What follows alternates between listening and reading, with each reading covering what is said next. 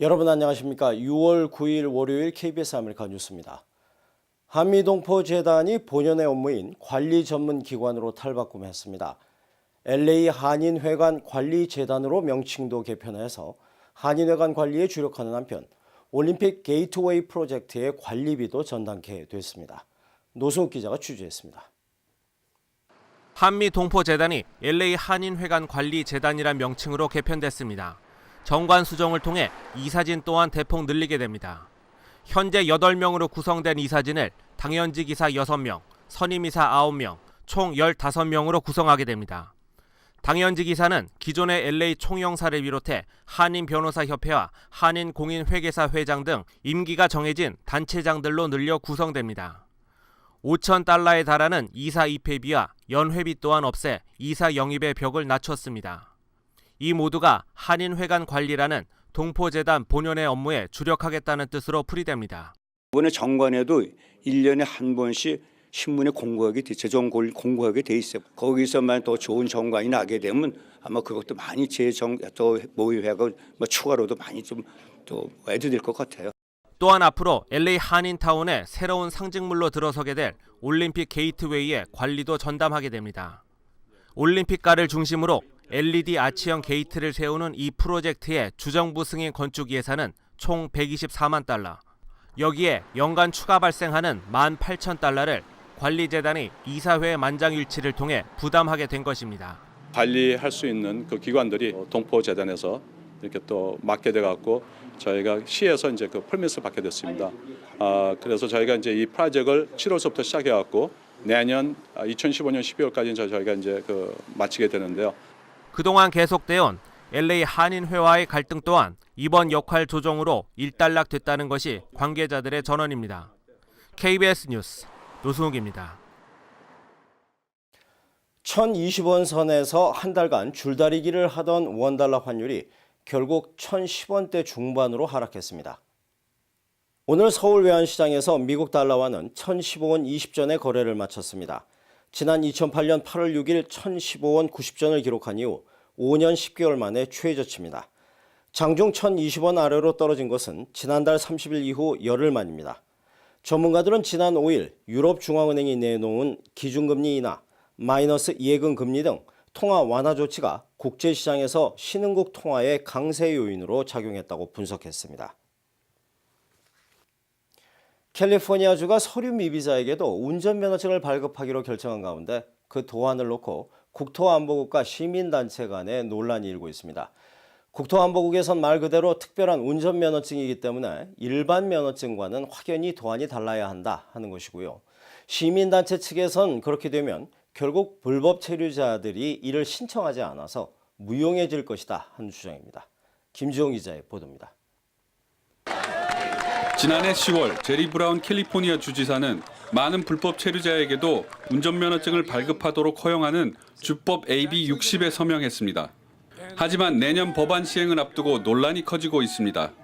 불법 체류자의 운전면허증은 말 그대로 운전 이외에는 신분증명이나 고용허가증으로 사용될 수 없다는 조항이 있습니다.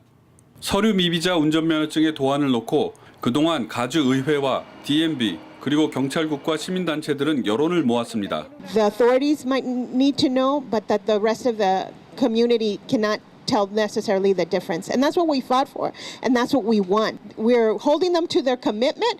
We're making sure that at the end of the day, on January 1st, we have a driver's license that we can all be proud of. Because we want a license to drive, not a license to discriminate. 하지만 지난 6일 국토안보국은 가주 DMV에서 제출한 도안이 연방 기준에 적합하지 않다는 이유로 다시 도안할 것을 요구했습니다. 국토안보국이 제시한 요건은 쉽게 식별이 가능한 색깔, 앞면에 운전만 가능하다는 문구, 합법적 신분증명이나 고용허가증으로 사용될 수 없다는 문구 등이 삽입되어야 한다는 것입니다. The one that the DHS approved in Illinois and pushed for, regular immigration status, is red, but then for people who are undocumented, it's purple. And so you can just tell right away. 하지만 시민단체 측은 이렇게 확연하게 다른 디자인의 운전면허증은 불법 체류자에게 운전할 수 있는 도움을 주는 것이 아니라 자신이 불법 체류자라고 알리는 증명서밖에 되지 않는다는 주장입니다. 결국은 대부분의 서류 미비자들이 면허증 신청을 하지 않게 될 것이라고 말합니다. I'm telling you, you will be surprised of how many people has been deported just because they've been pulled over just because of a traffic violation. DMV 측은 오는 6월 24일 정부 관계자와 시민들을 대상으로 서류 미비자 운전면허증 제도안에 대한 공청회를 가질 예정입니다. 주법 AB60은 캘리포니아의 도로를 더 안전하게 만들자는 취지에서 시작되었지만 자칫 체류신분 차별이나 인종차별로 이용될 수 있다는 지적입니다. 그 결과에 귀추가 주목됩니다. KBS 뉴스 김주원입니다.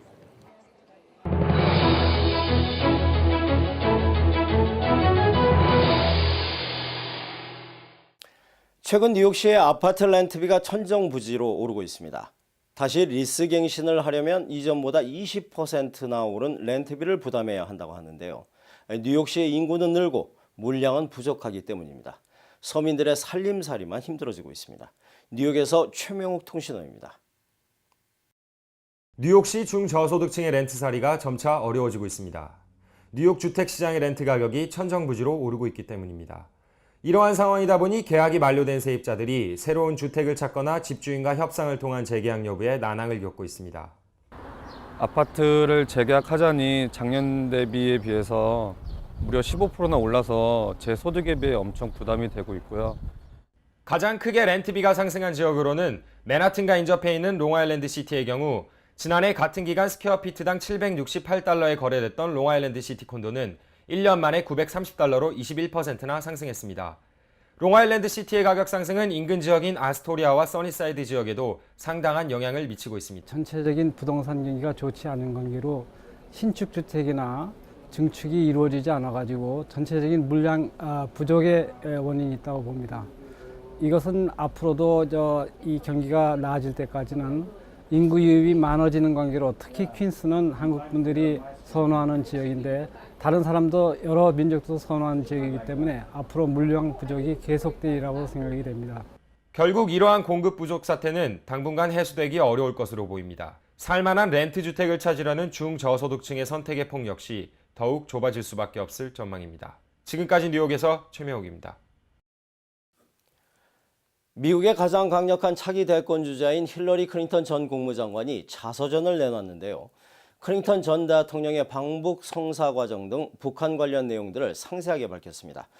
북한은 지난 2009년 억류된 한인 여기자 석방 조건으로 클린턴 전 대통령의 방북을 요구해서 성사시켰다고 밝혔습니다. 이강덕 기자의 보도입니다. 오늘 시중에 첫 선을 보인 자서전 어려운 선택들에서 힐러리 클린턴 전 국무장관은 어려웠던 2009년 북한과의 협상 과정도 상세히 설명했습니다. 윤활유와 노라링 등 미국 여기자들을 억류한 북한은 석방 조건으로 자신의 남편인 클린턴 전 대통령을 특사로 요구했고 백악관의 일부 참모들은 북한의 나쁜 행동에 반대급부를 주고 동맹국들을 걱정하게 만들 수 있다며 반대했다고 밝혔습니다. 힐러리 장관은 하지만 여기자들을 데려오는 것이 무엇보다 중요하다는 판단 아래 오바마 대통령에게 직접 얘기를 해서 클린턴 전 대통령의 방북을 성사시켜 여기자들을 집으로 데려왔다고 밝혔습니다. 힐러리 장관은 그러면서 북한 같은 폐쇄된 국가도 적절한 유인책들을 제시하면 긍정적 반응을 보일 수 있다고 한 클린턴 전 대통령의 방북 소감도 소개했습니다. 힐러리 장관은 단호한 표정이 인상적인 자신의 DMZ 방문 사진도 실었습니다. 강력한 차기 대권 주자인 힐러리 장관은 북한 등 아시아 문제를 책 앞부분에 배치하며 우선적인 관심을 표시했습니다. 워싱턴에서 KBS 뉴스 이강덕입니다. 발표 전부터 뜨거운 관심을 모았던 월드스타 싸이의 신곡 행오버가 전 세계에 공개됐습니다. 뮤직비디오 조회 건수가 벌써 수백만 건에 이르는 등 초반 기세가 예사롭지 않습니다. 김남희 기자입니다.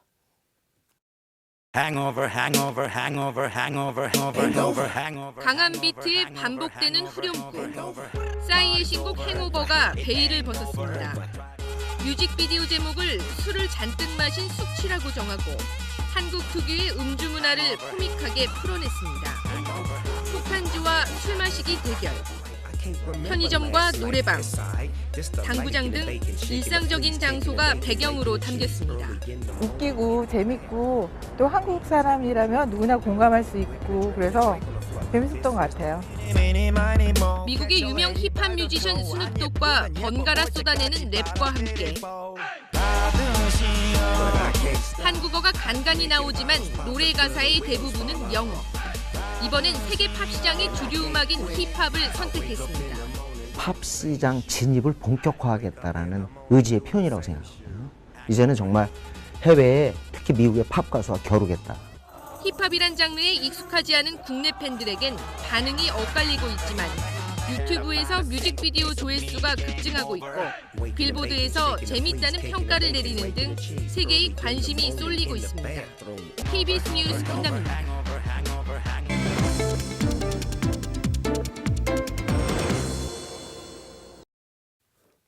오늘 뉴욕 증시의 3대 지수는 글로벌 경기 호조 기대감에 일제히 상승 마감했습니다.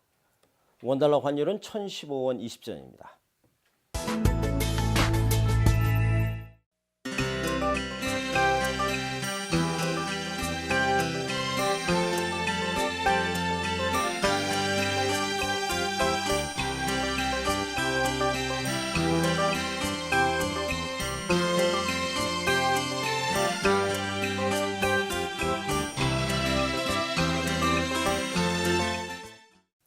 월요일 밤 KBS 아메리카 뉴스를 마칩니다. 시청해주신 여러분 고맙습니다.